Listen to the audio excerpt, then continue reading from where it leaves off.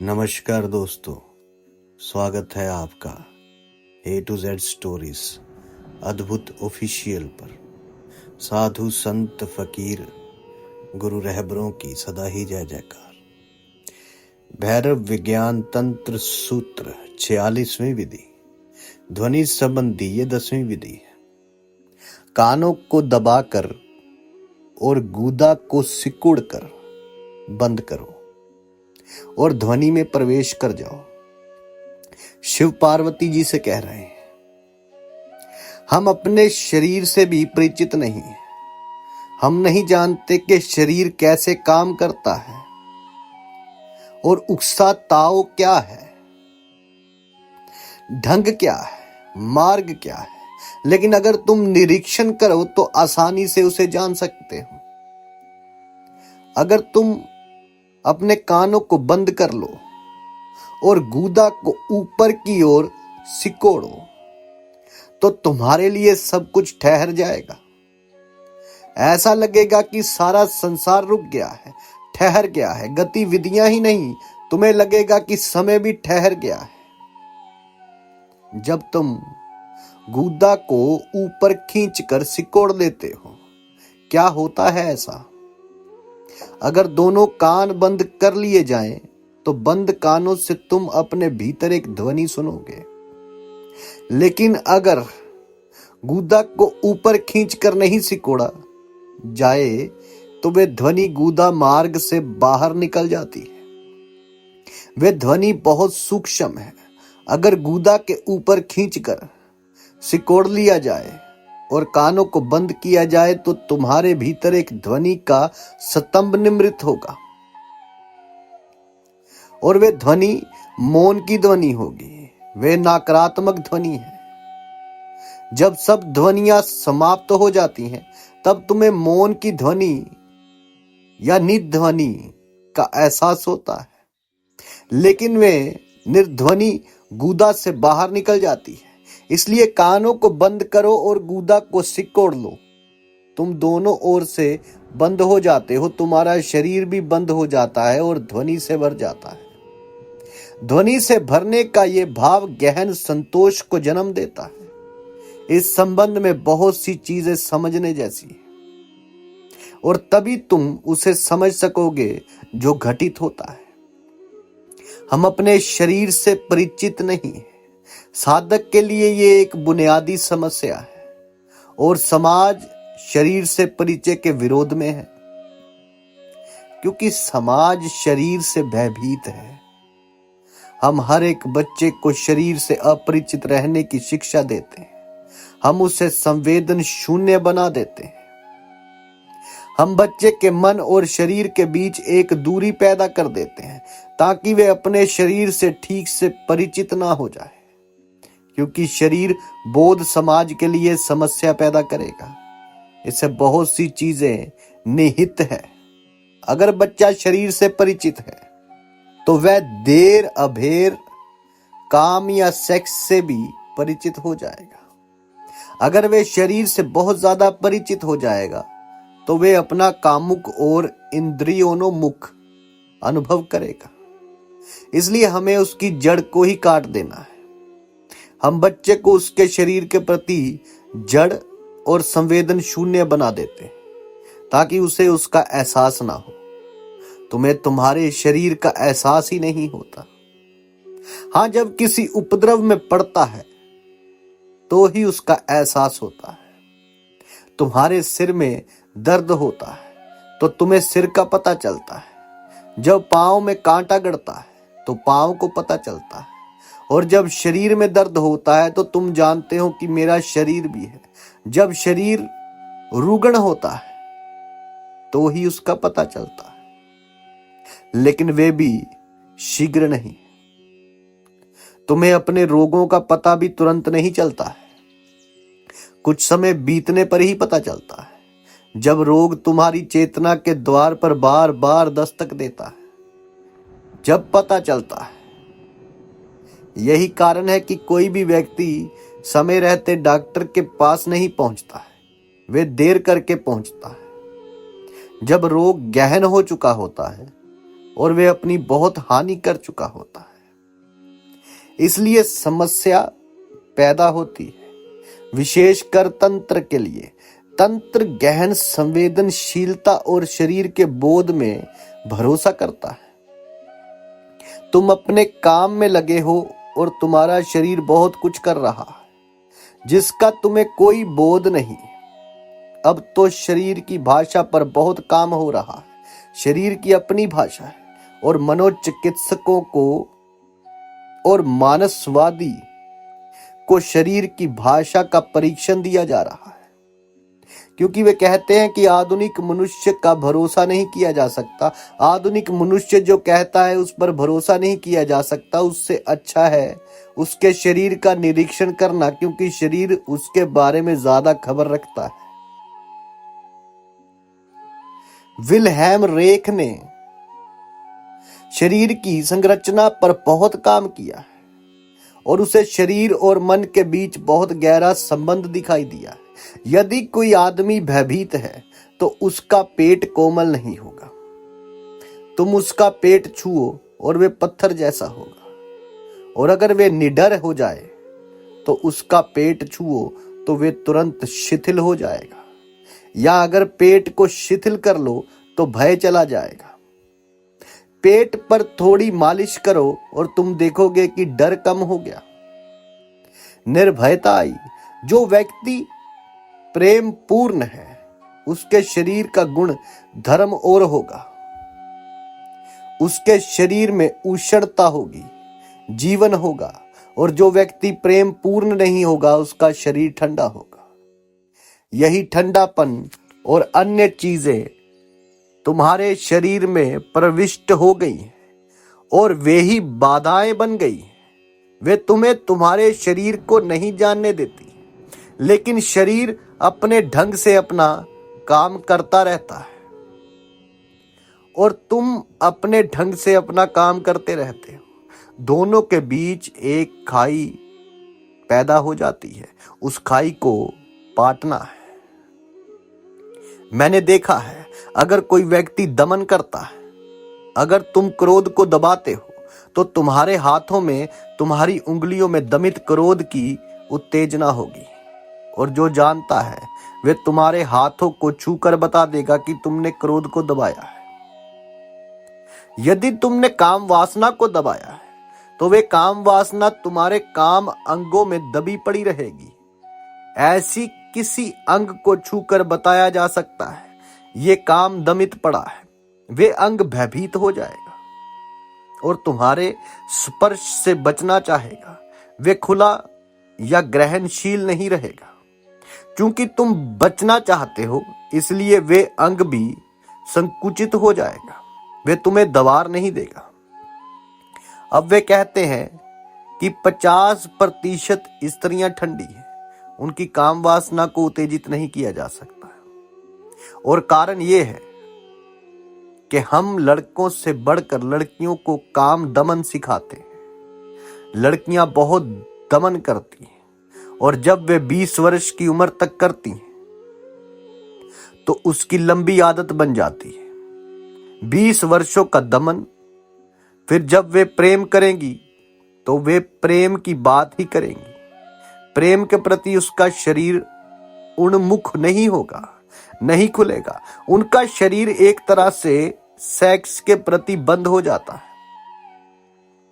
जड़ हो जाता है, और तब एक सर्वथा विरोध पूर्ण घटना घटती है। उसके भीतर परस्पर विरोधी दो धाराएं एक साथ बहती हैं।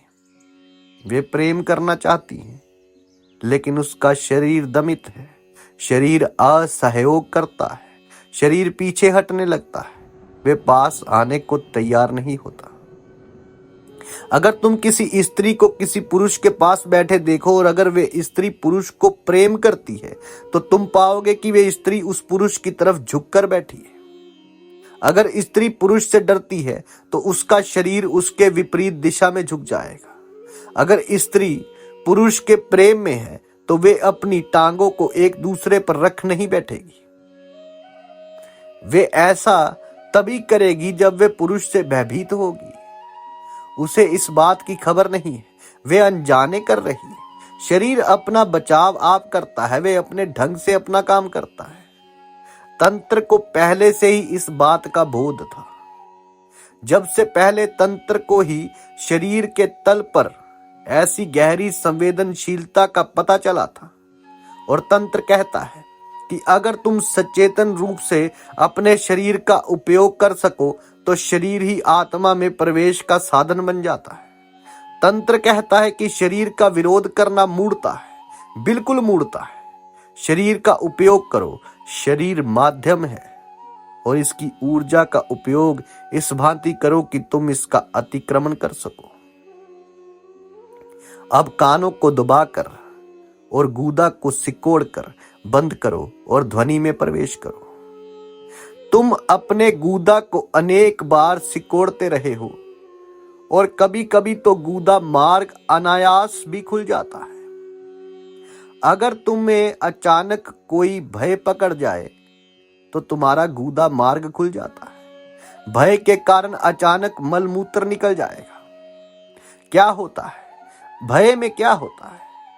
भय तो मानसिक चीज है, फिर भय से पेशाब क्यों निकल जाता है? नियंत्रण क्या जाता है? क्या जाता रहता है? जरूर ही कोई गहरा संबंध होना चाहिए। भय सिर में, मन में घटित होता है। जब तुम निर्भय होते हो तो ऐसा कभी नहीं होता। असल में बच्चे का अपने शरीर पर कोई मानसिक नियंत्रण नहीं होता। कोई पशु अपने मलमूत्र का नियंत्रण नहीं कर सकता। जब भी मलमूत्र भर जाता है वे अपने आप ही खाली हो जाता है। पशु इस पर नियंत्रण नहीं करता है, लेकिन मनुष्य को आवश्यकतावश उस पर नियंत्रण करना पड़ता है। हम बच्चे को सिखाते हैं कि कब उसे मलमूत्र त्याग करना चाहिए। हम उसके लिए समय बांध देते हैं। इस तरह मन एक ऐसे काम को अपने हाथ में ले लेता है जो स्वैच्छिक नहीं है। और यही कारण है कि बच्चे को मलमूत्र विसर्जन का प्रशिक्षण देना इतना कठिन होता है। अब मानसविद कहते हैं कि अगर मलमूत्र विसर्जन का प्रशिक्षण बंद कर दिया जाए तो मनुष्य की हालत बहुत सुधर जाएगी। बच्चे का उसकी स्वाभाविकता का सहजता पहल दमन मलमूत्र विसर्जन के प्रशिक्षण में होता है। लेकिन इन मनस्विदों की बात मानना कठिन मालूम पड़ता है। कठिन इसलिए मालूम पड़ता है क्योंकि तब बच्चे बहुत सी समस्याएं खड़ी कर देंगे। केवल समृद्ध समाज, अत्यंत समृद्ध समाज ही इस प्रशिक्षण के बिना काम चला सकता है। गरीब समाज को इसकी चिंता लेनी ही पड़ेगी। बच्चे जहां चाहे पेशाब कर दें। आखिर ये हम कैसे सहन कर सकते? ये तो है ही कि हम कैसे सहन करेंगे, क्योंकि तब तो ये सोफा पर ही पेशाब करेगा और ये हमारे लिए बहुत खर्चीला पड़ेगा। तो प्रशिक्षण जरूरी है और ये प्रशिक्षण मानसिक है। शरीर में इसकी कोई अंतर्निहित व्यवस्था नहीं है। ऐसा कोई शरीरगत व्यवस्था नहीं है। जहां तक शरीर का संबंध है मनुष्य पशु ही है और शरीर से, संस्कृति से, समाज से कुछ लेना देना नहीं है। शरीर को कुछ लेना देना नहीं। यही कारण है कि जब तुम्हें गहन भय पकड़ता है तो ये नियंत्रण जाता रहता है। जो शरीर पर लादी गई ढीली पड़ जाती है। तुम्हारे हाथ से नियंत्रण चला जाता है। सिर्फ सामान्य हालातों में ये नियंत्रण संभव है। असामान्य हालातों में तुम नियंत्रण नहीं रख सकते हो। आपात स्थितियों के लिए तुम्हें प्रशिक्षित नहीं किया गया है। सामान्य दिनचर्या के कामों के लिए ही प्रशिक्षित किया गया है। आपात स्थिति में ये नियंत्रण विदा हो जाता है। सब तुम्हारा शरीर अपने पार्श्विक ढंग से काम करने लगता है। लेकिन इसमें एक बात समझी जा सकती है कि निर्भीक व्यक्ति के साथ ऐसा कभी नहीं होता। ये तो कायरों के लक्षण है। अगर डर के कारण तुम्हारा मलमूत्र निकल जाता है तो उसका मतलब है कि तुम कायर हो। निडर आदमी के साथ ऐसा कभी नहीं हो सकता। क्योंकि निडर आदमी गहरी श्वास लेता है, उसके शरीर और श्वास प्रश्वास के बीच एक तालमेल है, उनमें कोई अंतराल नहीं। कायर व्यक्ति के शरीर और श्वास प्रश्वास के बीच एक अंतराल होता है और इस अंतराल के कारण वे सदा मलमूत्र से भरा होता है। इसलिए जब आपात स्थिति पैदा होती है तो उसका मलमूत्र बाहर निकल जाता है। और इसका एक प्राकृतिक कारण ये भी है कि मलमूत्र निकलने से कायर हल्का हो जाता है और वे आसानी से भाग सकता है, बच जाता है। बोझिल पेट बाधा बन सकता है, इसलिए कायर के लिए मलमूत्र का निकलना सहयोगी होता है। मैं ये बात क्यों कह रहा हूं? मैं ये इसलिए कह रहा हूं क्योंकि तुम्हें अपने मन और पेट की प्रक्रियाओं से परिचित होना चाहिए। मन और पेट में गहरा अंतर संबंध है। मानसविद कहते हैं कि तुम्हारे 50 से 90% सपने पेट की प्रक्रियाओं के कारण घटते हैं। अगर तुमने ठूस ठूस कर खाया है तो तुम दुख स्वप्न देखे बिना नहीं रह सकते। ये दुख स्वप्न मन से नहीं, पेट से आते हैं। बहुत से सपने बाहरी आयोजन के द्वारा पैदा किए जा सकते हैं। अगर तुम नींद में हो और तुम्हारे हाथों को मोड़कर सीने पर रख दिया जाए तो तुम तुरंत दुख स्वप्न देखने लगोगे। अगर तुम्हारे छाती पर सिर्फ एक तकिया रख दिया जाए तो तुम सपना देखोगे कि कोई राक्षस तुम्हारी छाती पर बैठा है और तुम्हें मार डालने पर उतारू है। यह विचारणीय है कि एक छोटे से तकिए का भार इतना ज्यादा क्यों हो जाता है। यदि तुम जागे हुए हो तो तकिया कोई भार नहीं है, तुम्हें एक भार नहीं महसूस होता है। लेकिन क्या बात है कि नींद में छाती पर रखा गया एक छोटा सा तकिया भी चट्टान की तरह भारी मालूम पड़ता है। इतना भार क्यों मालूम पड़ता है? कारण यह है कि जब तुम जागे हुए हो तो तुम्हारे शरीर और मन के बीच तालमेल नहीं रहता है, उनमें एक अंतराल रहता है। तब तुम शरीर और उसकी संवेदनशीलता को महसूस नहीं कर सकते। नींद में नियंत्रण संस्कार सब विसर्जित हो जाते हैं और तुम फिर से बच्चे जैसे हो जाते हो और तुम्हारा शरीर संवेदनशील हो जाता है। उसी संवेदनशीलता के कारण एक छोटा सा तकिया भी चट्टान जैसा भारी मालूम पड़ता है। संवेदनशीलता के कारण भार अतिशय हो जाता है, अनंत गुना हो जाता है। तो मन और शरीर की प्रक्रियाएं आपस में बहुत जुड़ी हुई है और यदि तुम्हें इसकी जानकारी हो तो तुम इसका उपयोग कर सकते हो। गूदा को बंद करने से, ऊपर खींचने से, सिकोड़ने से शरीर में ऐसी स्थिति बनती है जिसमें ध्वनि सुनी जा सकती है। तुम्हें अपने शरीर के बंद घेरे में मौन में ध्वनि का स्तंभ सा अनुभव होगा। कानों को बंद कर लो और गूदा को ऊपर की ओर सिकोड़ लो और फिर अपने भी जो हो रहा है उसके साथ रहो।